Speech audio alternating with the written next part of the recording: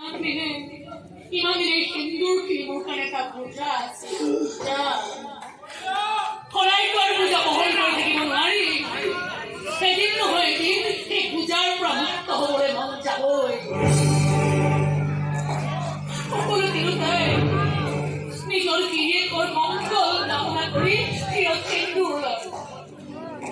কিন্তু সেই গিৰিয়েকটোৱে দেশৰ কাৰণে, সমাজৰ কাৰণে, ৰাইজৰ কাৰণে এটা অমংগলীয়া জন্তুত পৰিণত হয়। সেই সিন্দুৰ কিনিবলৈ চোৱা লাগে।